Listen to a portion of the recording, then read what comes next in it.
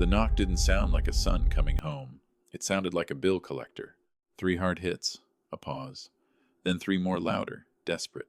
Christmas lights blinked outside my window like everything was fine, like families everywhere weren't breaking in quiet ways. Dad, open up. I didn't jump, I didn't rush.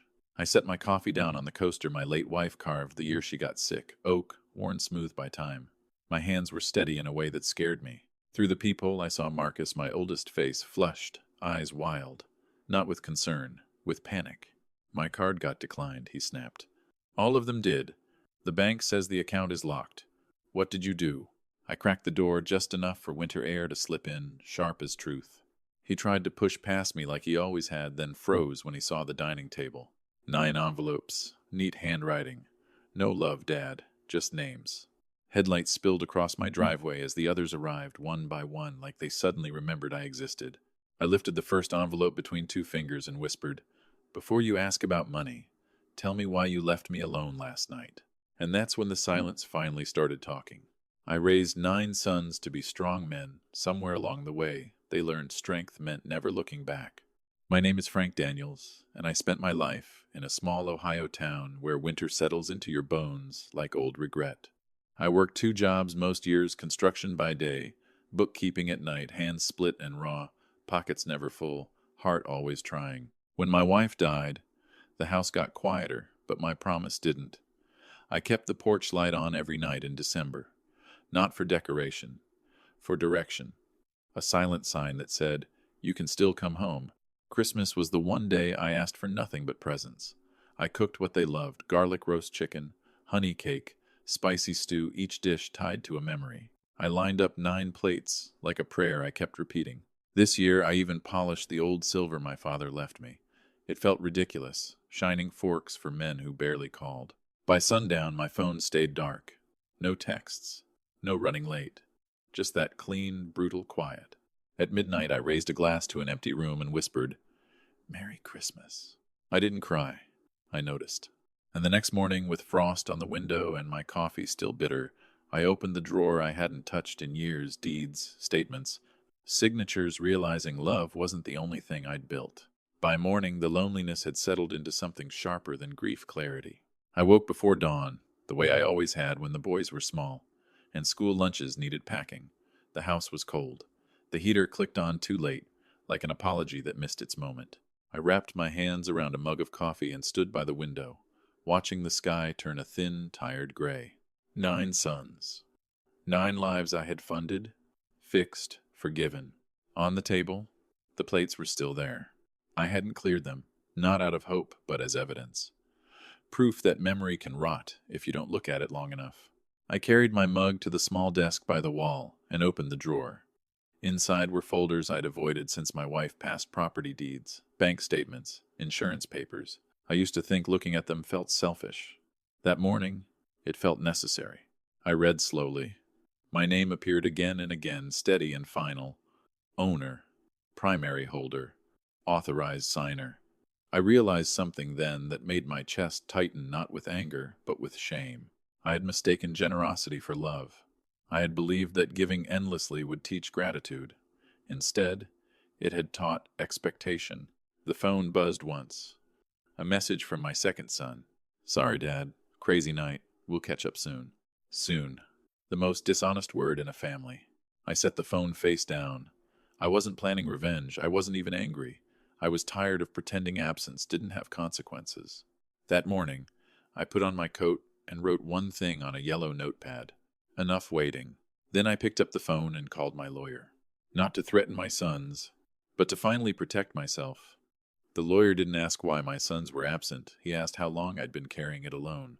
Mr. Keller's office smelled like paper and old coffee, the kind of place where problems didn't get judged, only sorted.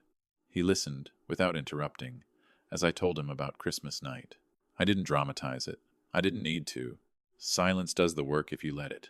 When I finished, he leaned back in his chair and folded his hands. "Frank," he said gently, "this isn't anger. This is exhaustion." That word landed hard. He opened a folder and slid it toward me. "Let's talk facts, not feelings." We went through everything. The house fully in my name, the joint accounts my signature required, The emergency funds I'd set up years ago just in case. I had forgotten how much control I still legally held. I had given my sons access, not ownership. Can I change that? I asked. Yes, he said, quietly. Legally. Completely. I stared at the paperwork, my reflection faint in the polished desk. I thought about every time I'd said, "It's fine," when it wasn't. Every time I'd paid instead of spoken. Keller lowered his voice. "If you do this, they'll be shocked, maybe angry." "I'm not trying to hurt them," I said. He nodded. "Then don't. Just stop rescuing them." That was it. No revenge, no shouting, just consequences where comfort used to be. He printed a checklist: accounts, access rights, property titles. I signed nothing yet. I just took the papers home. That night, I sat alone in my kitchen, documents spread out like a map of my life, and understood something clearly for the first time. Love without boundaries teaches people how to leave you.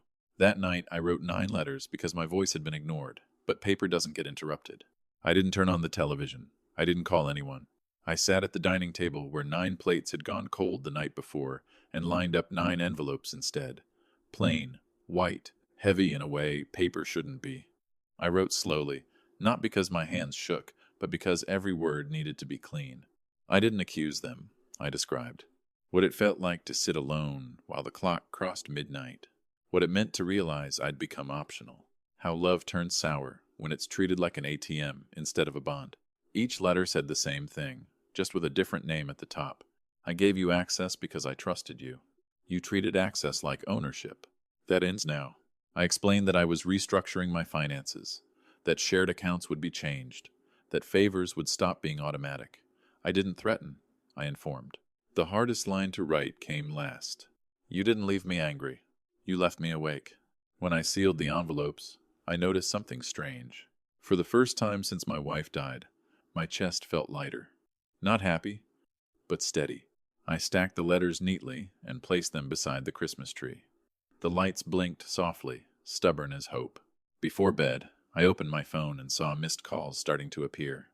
1, 2, 3. I turned the phone face down. Tomorrow, they'd notice. Tomorrow, the silence I'd lived with would finally visit them. The moment their money stopped moving, my phone came alive like it had been asleep for years. It started mid-morning, a vibration on the table. Then another. Then a rapid series that felt almost frantic. I didn't answer. I watched the screen light up with names I used to see every day when they were boys. Marcus, Daniel, Ryan, now flashing like alarms I'd ignored too long. "Dad, my card isn't working. Did the bank mess something up? Call me ASAP. This is urgent." Urgent. That word again. Funny how loneliness never qualified. I poured myself another cup of coffee and sat down, slow and deliberate. Outside, the street looked ordinary. Neighbors went about their business, unaware that inside my house, a lifetime pattern was cracking. By noon, the calls turned sharp. "What did you do? This isn't funny. You can't just change things without telling us." I picked up my phone, not to respond, but to turn it off. Silence returned this time by choice. In the afternoon, I walked to the post office with the 9 envelopes tucked under my arm. The clerk stamped them without a glance. To her, they were just letters. To me, they were boundaries finally put into words. On the way home, I passed a park where fathers pushed swings, kids laughing into the cold air. For a moment, my chest tightened. Then it eased. Back home, I placed the remaining documents into a folder and wrote one word on the front: Finale. By evening, headlights swept across my front window. A car door slammed. Then another. They were coming. Not because they missed me. Because something they depended on was gone. And for the first time, I didn't rush to meet them. When they finally showed up, it wasn't love that brought them, it was panic wearing familiar faces. The first knock came just after sunset. Hard. Impatient. Like the door owed them something. I didn't move right away. I stayed in my chair, listening to the sound echo through the house I'd paid for with decades of quiet sacrifice. "Dad!" Marcus shouted. "Open up!" I stood slowly, feeling my knees protest, and walked to the door. When I opened it, cold air rushed in, followed by him already halfway across the threshold, like he still owned the place. He stopped when he saw the table. 9 envelopes, lined up perfectly. Names facing up. "What's this?" he asked, though his voice had already changed. Less anger, more fear. "Sit," I said. He didn't. He paced, running his hands through his hair. "My account is frozen. My credit card got declined in front of my employees. Do you have any idea how embarrassing that was?" I looked at him calmly. "Do you have any idea how quiet Christmas night was?" He froze. Before he could answer, headlights washed over the walls. Car doors slammed. Voices layered over one another. One by one, my sons filled the living room, breathless, irritated, suddenly very available. No hugs, no apologies, just questions. "What did you change? Is this some kind of lesson? You went too far." I gestured to the envelopes. "Everything you need to know is in there." They stared at the table like it might explode. And for the first time, I saw it clearly. They hadn't come to check on their father. They'd come to negotiate. They read the letters like contracts, searching for loopholes instead of meaning. Marcus grabbed his envelope first, tearing it open like time was money. The others followed, paper ripping, eyes scanning fast. Too fast. They weren't reading to understand. They were reading to regain control. The room stayed quiet except for the rustle of paper and the sound of my old clock ticking on the wall. Each second felt heavier than the last. Daniel looked up first. "You can't do this," he said, voice tight. "We're family." I nodded slowly. "That's what I thought on Christmas." Ryan shook his head, disbelief turning into irritation. "So what, this is punishment? You're cutting us off because we missed one night?" "One night?" I repeated softly. "No. I stopped because you missed me." Silence cracked open then. Not dramatic, just uncomfortable. Marcus folded his letter in half, then in quarters, like he could make it smaller. "Dad, if you needed something, you should have said so." I met his eyes. "If you cared, you would have noticed." That landed harder than shouting ever could. Another son tried a different angle. "We're busy. Kids. Work. Life." I leaned forward, resting my hands on my knees. I was busy too. For 40 years. I just didn't stop showing up. No one answered that. Outside, snow began to fall, soft against the windows. Inside, something colder settled in understanding. Then I said the sentence they weren't ready for. "I didn't do this to teach you a lesson. I did it because I'm done begging to matter." Their faces changed. Fear, confusion, something close to shame. And in that moment, I knew the balance had shifted. They needed me now, but I no longer needed their approval.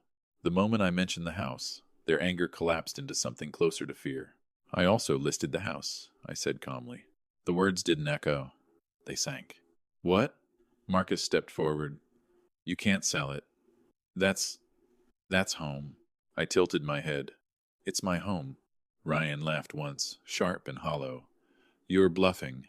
I walked to the cabinet, opened it, and placed the listing papers on the table. Printed, signed, real.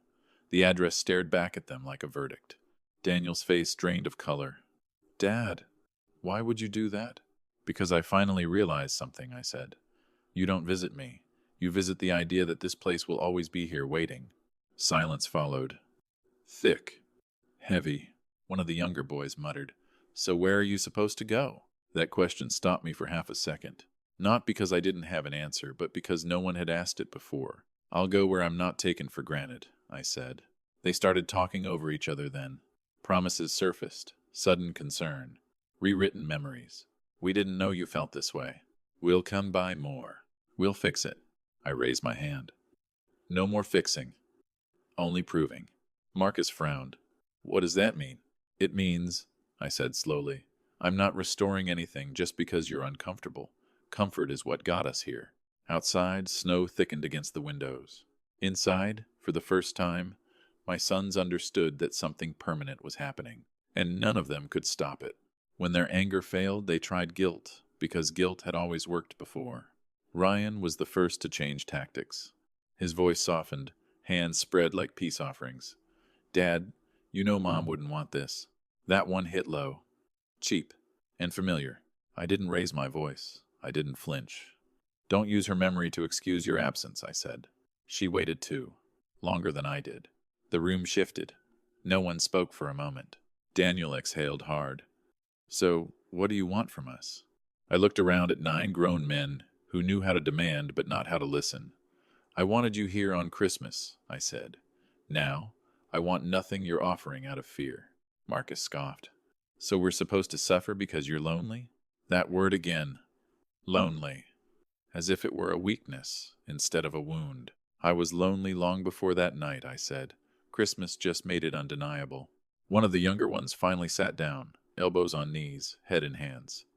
We didn't think you needed us like that. I nodded. That's the problem. You stopped thinking about me at all. Outside, the snow kept falling, quiet and patient. Inside, the noise faded into something heavier, regret, trying to find a place to land. I'm not asking for apologies, I continued.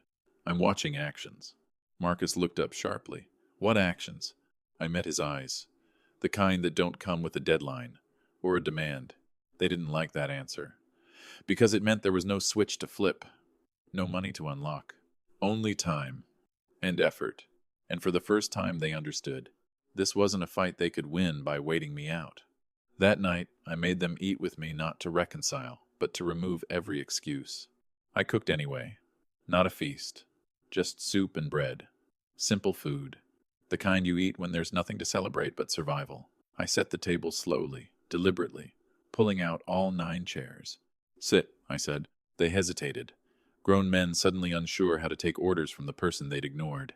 One by one, they sat. No phones. I made them leave their phones on the counter like contraband. We ate in silence at first. The clink of spoons, the hum of the refrigerator, my house remembering what it used to sound like. Finally, Marcus spoke. Dad, we didn't plan to hurt you. I didn't look up. Most damage isn't planned. Another son muttered. We thought there'd always be time. I met his eyes. Time isn't loyal. It leaves without explaining. That landed.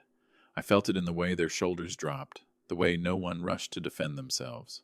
I'm not restoring the accounts, I said calmly. Not tonight, not tomorrow. Ryan frowned. So what are we supposed to do? I wiped my mouth with my napkin. You're supposed to live without leaning on me.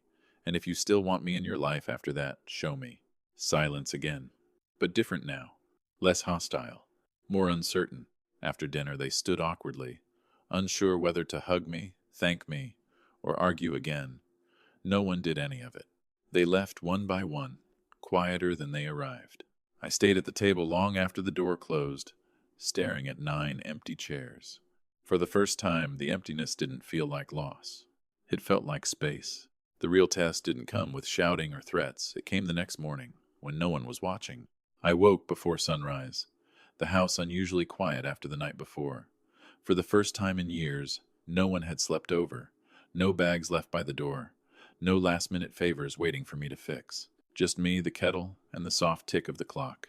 I expected relief. Instead, I felt something heavier anticipation. By 8, my phone buzzed. A message from Daniel. I'm at work. Didn't ask for help. Just letting you know. Then another. I paid the rent myself. First time in a while. I stared at the screen longer than necessary. Not because I was impressed, but because I was curious. This wasn't panic. This wasn't bargaining. It was reporting, like a child showing homework they weren't asked to do. An hour later, a knock came at the door. Soft this time. It was Ryan. No anger, no speeches, just a paper bag in his hand. I fixed the porch step, he said quietly. It was loose. Figured I should stop pointing out problems and start handling one. I nodded. Thank you. He hesitated. I'm not asking about the money. That mattered more than the step. By afternoon, I realized something unsettling. Without my constant rescuing, my sons weren't collapsing. They were adjusting.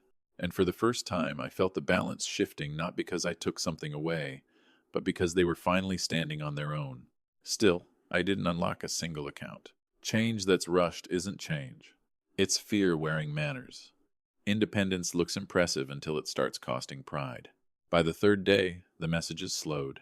Not because my sons had fixed everything, but because they were learning what it felt like to solve problems without reaching for me first. Marcus didn't call. That surprised me most. Instead, I heard through Daniel that Marcus had taken out a short-term loan to cover payroll. Higher interest, no safety net, just responsibility biting back. That night, I sat at my desk and reread the letters I'd written. I didn't regret a word, but I wondered if silence could harden into distance, if left too long. The next afternoon, I drove past the house one last time. The realtor's sign stood tall in the yard, red sold sticker slapped across it like a verdict. A couple I didn't know walked through with a clipboard, laughing softly as they pointed at the porch. I didn't feel anger. I felt release. When I got home, a small envelope waited by the door. No stamp. Hand delivered. Inside was a note from my youngest son. Dad, I went to the bank today. They said I couldn't access anything. I didn't argue.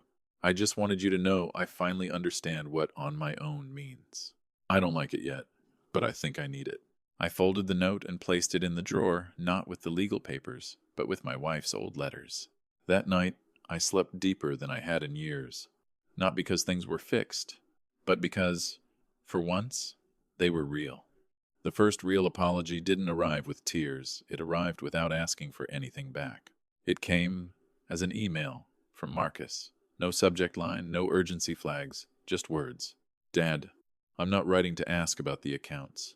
I'm writing because I realized I don't know how to be a son without needing something. I read it twice, then a third time. He wrote about sitting alone in his office after everyone left, staring at spreadsheets that no longer had my name behind them like a safety rail. He admitted he'd built his confidence on borrowed ground, on knowing I was there to catch him if he fell. I thought independence meant not needing anyone, he wrote. Turns out it means knowing when you've been leaning too hard. I closed the laptop and sat back in my chair. The house felt different lately. Not emptier, quieter, in a way that let thoughts finish. That afternoon, Daniel stopped by. He didn't knock loudly. He didn't come inside. He just stood on the porch. I sold the truck, he said. Paid off my credit cards. It hurt. I nodded. Good. He winced. That's all you're going to say? Yes. He laughed once, weak but honest. Figures. As he turned to leave, he stopped. Dad, thanks for not saving me this time. After he left, I realized something important. They weren't changing because they were scared of losing money. They were changing because they were finally meeting themselves without me in the middle. And that kind of growth doesn't need applause. The day the house officially sold was the day my sons realized there was no undo button. The closing happened on a gray Thursday morning. I didn't invite my sons. I didn't warn them. This wasn't a ceremony, it was a conclusion. I sat across from the buyer, a young couple with tired eyes and hopeful smiles. They talked about repainting the living room, about kids someday. I nodded politely, hands folded, thinking how life keeps recycling places while people struggle to let go. When I signed the final paper, my hand didn't tremble. The check felt light when I slid it into my folder. Money always does when it stops owning you. By the time I got home, the messages were already there. Dad, the listing says sold. Is this real? Please call me. I didn't answer. That evening, all 9 sons showed up again. Quieter this time. No shouting, no demands, just confusion mixed with something new, respect maybe. Marcus spoke first. So, you're really leaving?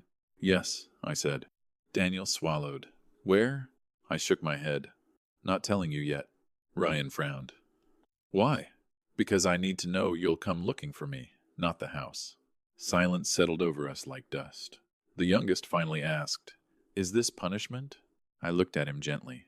No. This is adulthood for all of us. I walked them to the door myself. One by one, they hugged me. Awkward, careful, real. After they left, I stood alone in the living room, now officially no longer mine. And for the first time, I felt free enough to walk away without looking back. I packed my life into one suitcase and realized how little of it I actually needed. The night before I left, the house echoed in a way it never had when my sons were young. Not empty, just honest. Every sound belonged to me now. No expectations hiding in the corners. I packed slowly. Clothes first. Then the things that mattered more than fabric. My wife's scarf, folded carefully. An old photograph of all 9 boys lined up on the porch, teeth missing, arms slung over one another. I stared at that picture longer than I planned. I didn't hate them. That was the part people wouldn't understand. I hated the version of myself that kept shrinking so they wouldn't feel uncomfortable. Before bed, I walked through every room one last time. I touched the doorframe where I'd marked their heights in pencil years ago. I didn't erase them. Someone else would live here. But the truth could stay. Just before midnight, my phone buzzed. A message from Marcus. I don't know where you're going, but I hope it's somewhere quiet.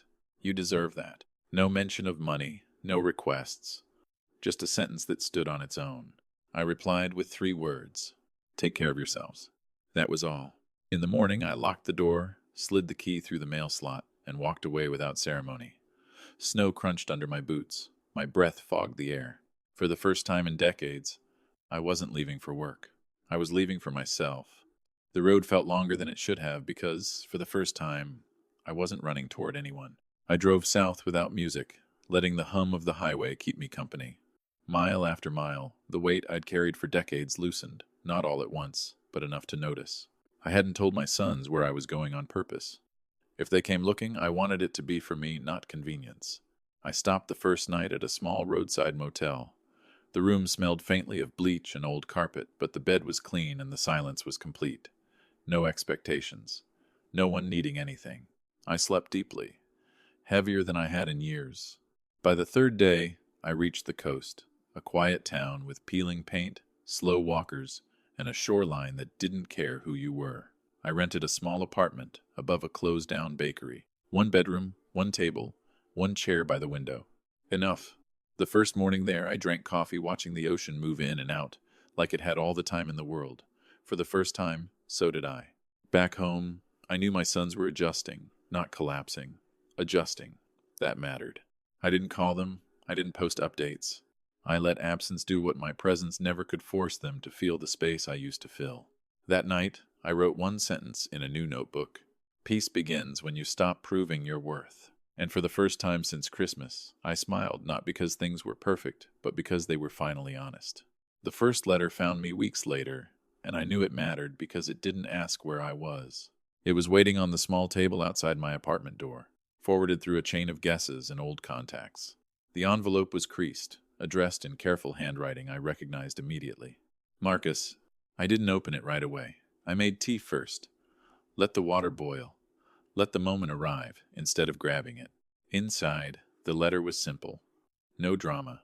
No explanations that tried to erase the past. He wrote about work, how he'd lost a client after missing a deadline, and how there was no one to call this time. How he stayed late, fixed it himself, and walked home exhausted but strangely proud. I always thought you made things easy for us, he wrote. Now I see you made them possible. That line stayed with me. He didn't ask for forgiveness. He didn't ask about the accounts or the house. He ended with one sentence that told me everything had shifted. If you ever want to talk, I'll be here, even if it takes years.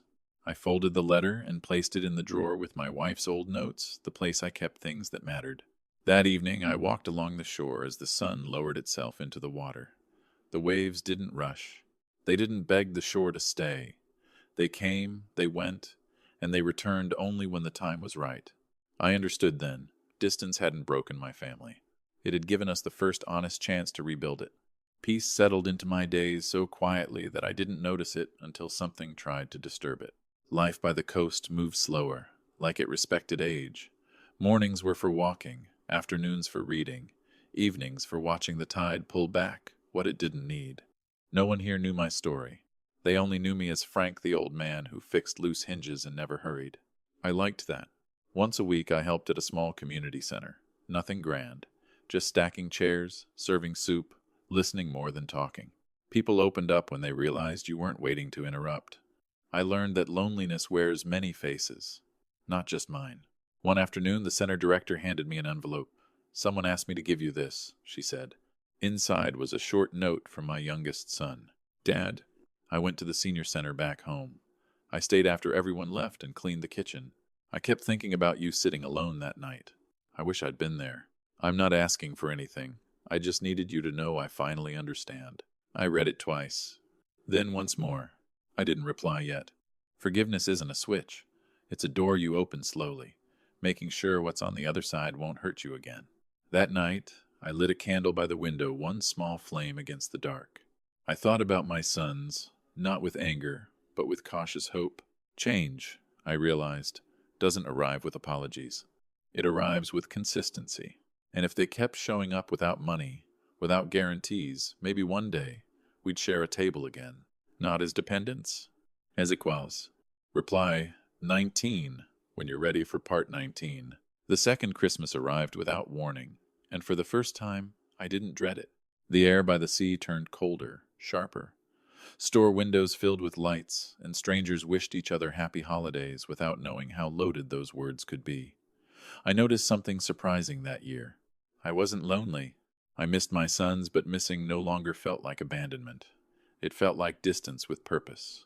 A week before Christmas, a package arrived at the bookstore downstairs. No return address. Inside was a small wooden box, hand-carved, uneven in places. I knew immediately who made it. Inside the box was a note from Ryan. I remember you teaching me how to sand wood until it stopped fighting back. I ruined 3 pieces before this one. Felt right not to quit. I ran my thumb along the rough edges and smiled. That night, I cooked a simple meal for myself. Soup, bread, 1 plate. I didn't set extra places out of habit. I set one because it was honest. At 9:14 p.m., my phone rang. Marcus. I let it ring twice before answering. Dad, he said, voice steady, not rushed.